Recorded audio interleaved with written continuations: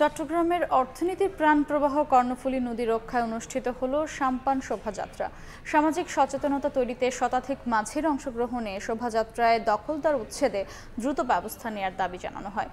নুরুল জামান আতিকের ক্যামেরায় বিস্তারিত জানাচ্ছেন ফেরদৌস লিপি।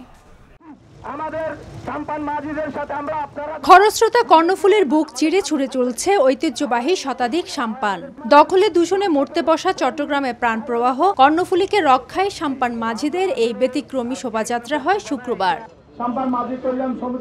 শিক্ষা ও সংস্কৃতি গবেষণা কেন্দ্রের আয়োজনে ব্যতিক্রমী এই প্রতিবাদের আয়োজন উদ্বোধন করেন Chattogram metropolitan police commissioner Hasib Aziz.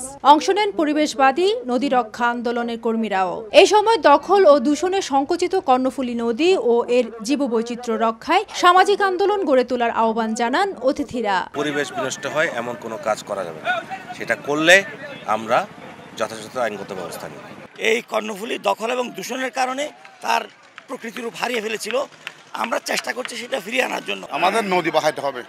নদীর জন্য আমরা নদী বাঁচলে আমাদের বাংলাদেশ বাঁচবে, বাংলাদেশ বাঁচানো মানুষ বাঁচবে, পরিবেশ বাঁচবে। পরিবেশ কোনো সময়ও দূষিত করা যাবে না। কর্ণফুলী মরতে বসায় বেকার হচ্ছে সাম্পান মাঝিরাও। তাই কর্ণফুলী বাঁচাতে প্রতিবাদী এই কর্মসূচিতে অংশ নিয়ে উচ্ছ্বসিত তারা। প্রতি বছর আমরা করি, এটা ডেইলি হিসেবে করি।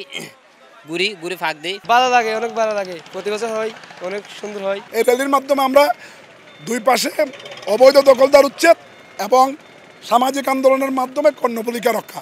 বিনি সুতার মালার শিরোনামে এই আয়োজনে রোববার হবে সাম্পান বাইচ প্রতিযোগিতা। ফেরদৌস লিপি, সময় সংবাদ, চট্টগ্রাম।